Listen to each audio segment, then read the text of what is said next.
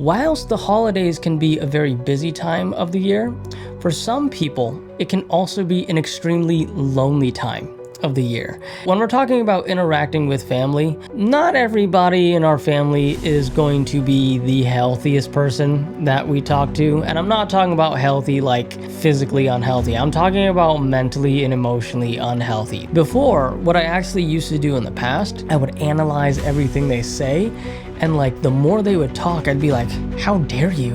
That's so offensive.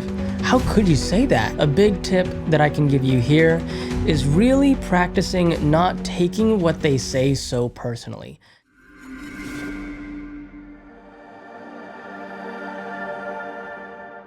Hey Thriver, Coach Junior here from the CFS Recovery Team. Let's talk about getting through the holiday season. So, quick disclaimer here, me being a coach and all, I am not a doctor, I am not a medical professional, so all the advice given in this video is not medical advice, it is not professional mental health advice. It's just me speaking from my experience, and hopefully it'll help one of you on your journey from one CFS recovered person to another Thriver. Okay, so let's talk about holidays. There's two types of Thrivers that I see celebrate the holidays.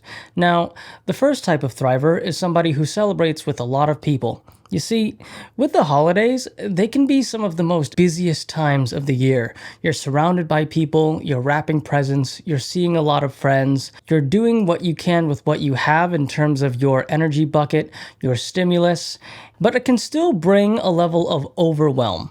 So, in those times, I do have some practical tips that I can help you through that I've experienced myself, taken notes on, that I can give to you, and hopefully it'll help you get through the holidays a little bit more smoother. I think the first thing that's really important is understanding if you come from a family with a lot of people, like kind of how I do, the holidays in my home were always really busy, always surrounded by family and friends. And that's great and all, but when I was recovering and my nervous system was a little bit sensitive, that can be very overstimulating and it can get really overwhelming really fast. And I learned a few lessons through my experience with that. Now, the first go around when I was early on in recovery, I would do this thing where, for whatever reason, I'd feel bad if I went and retreated and hung out in my room. So I made it a point to stay out in the living room for an extended period of time so I wasn't rude and so people could just be around me in my presence for the rest of the night. What I found is that when I did that, the following day, I would pay for it. So moving forward, the following years that it would happen, every time my family would come and get together and hang out, I would make it a point to gray it out and chunk it up a little bit. So here's what I'm talking about. I would come out of my room, I would say hi, I would talk with everybody for anywhere from 5 to 10 minutes, and then I'd go back into my room, close the door, and I would take a little bit of a breather and I would let my nervous system recharge for just a few minutes before going back out there for maybe another 10 to 15 minute chunk. And I would chunk up my night like that. And what I found is in situations like that, the next day, yeah, I would still have a flare up, but it wouldn't be anywhere near as bad as how I experienced it the first go around. Some other tips that I have is if, let's say, people aren't coming to your house, but you're going over to their house, right? There's a little bit of an aspect of an unknown when you're going to another person's house and you're going to be seeing a lot of people you haven't seen for a long time. That can create a lot of nervousness as well. So a tip from me to you is when you go, try to make sure that you don't go on an empty stomach or you don't go hungry or dehydrated. What I found for me personally is if I showed up to a function or an event or a get-together that I was already anxious about because my nervous system was in a really sensitive state, for whatever reason, if I was dehydrated because I didn't drink enough water or if I didn't eat or I showed up really, really hungry, it actually made my anxiety 10 times worse. So, what I can give you for some advice, make sure you have a little snack before you get there. Make sure you're drinking adequate amounts of water as well before you show up to the function. That's something that really helped me. Another thing that really helped me is when you show up to the function. I always had something called my safety kit, which was just a little bag of things that made me feel safe and comforting, some of my favorite things. So I had this little essential oil that I would sniff that had my favorite aroma and really helped me feel good. I also had some noise canceling headphones, and sometimes I would put them in my ear and I wouldn't even play music, but I would just have them in my ear just because sometimes I didn't want people to talk to me, believe it or not. I had a little fidget toy as well, because that really helped me playing with something. And I actually packed a few really, really sour candies to help with the stimulus. In case I started going into overthinking mode, I would pop in one of those, and it would actually counterbalance the overthinking a little bit because it gave my mind something else to be distracted about. Now, let's actually talk about interacting with family. Okay, so when we're talking about interacting with family, not everybody in our family is going to be the healthiest person that we talk to. And I'm not talking about healthy like physically unhealthy. I'm talking about mentally and emotionally unhealthy. That's what I'm talking about when I say unhealthy family members, right? We all have unhealthy family members. We can't escape it. Sometimes we're put in situations where we're around them. A big tip that I can give you here is really practicing not taking what they say so personally, because sometimes their comments hurt, and sometimes what they say can be really offensive. I have learned to master the art of not taking things too personally and literally just smiling, nodding, and agreeing and saying, yep, I get it. I totally understand. If you were to ask me what they just talked about, I probably couldn't tell you. I'm just being completely honest with you. It's because I'm not 100% paying attention. I'm just being kind, I'm acknowledging, but I'm not fully invested in the conversation, and I'm not really in it fully emotionally as well. I'm kind of just taking a step back, allowing them to talk, and just observing it. And then when it's over, I shift my energy to something else. Before, what I actually used to do in the past, I would analyze everything they say, and like the more they would talk, I'd be like, how dare you?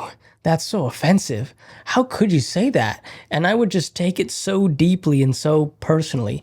So teaching myself to really take a step back, observe a little bit instead of being in it so deeply really, really helped with how much my nervous system was impacted in those moments. Now, let's talk about communication with your caregiver, your parent, your friend, your partner, whatever it is, right?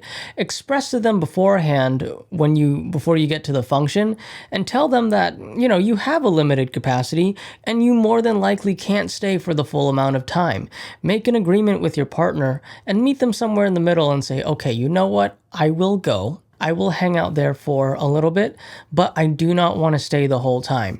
Maybe you can stay half the time, or, even just when you start to feel really, really overwhelmed, instead of pushing it, right, and just staying for the sake of making your partner or your family member happy, set some healthy boundaries before you get in there and say, listen, at any point, I could start to feel really overwhelmed. If that's the case, I'm going to have to either excuse myself and go sit in the car or hang out someplace quiet for, some brief moments. I'm not trying to be rude.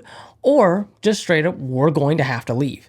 And that's totally fine too, right? It might feel weird at first to have a request like that, but if your partner does truly care about you, then they'll be more than willing to accommodate. Now, let's talk about presents, let's talk about gift wrapping, and let's talk about gift giving. Now, when it came to presents, when I was recovering, I'm just gonna be honest, I didn't really have a job, and most of the money that I was using was being thrown towards my recovery and towards helping myself, so I didn't really have much to expend in order to help other people with their gifts and the things that they want. So I made a lot of my gifts when I had the capacity. And when I didn't have the capacity, I didn't necessarily make my gifts, but I just wrote a lot of really thoughtful cards, because sometimes the meaning and the intention behind you giving a gift really matters the most. You don't need to go out and buy the most expensive, the most extravagant gifts. It's the thought that matters, and genuinely, it's the thought that counts, that you even gave them something in the first place.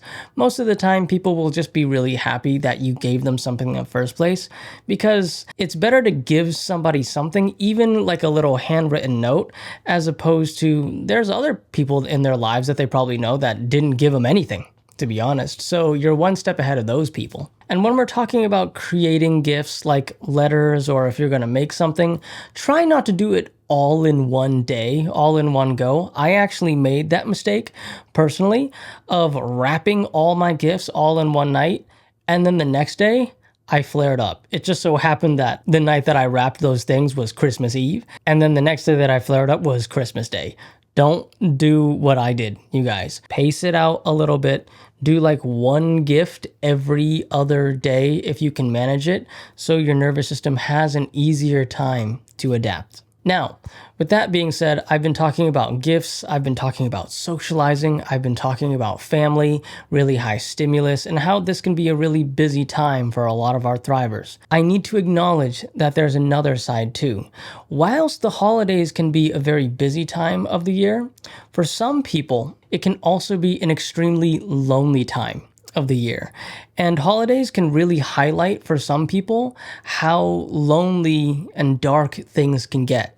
So let me give you guys some practical advice to help if that's you in your situation. Now, for me, I'm speaking from personal experience here.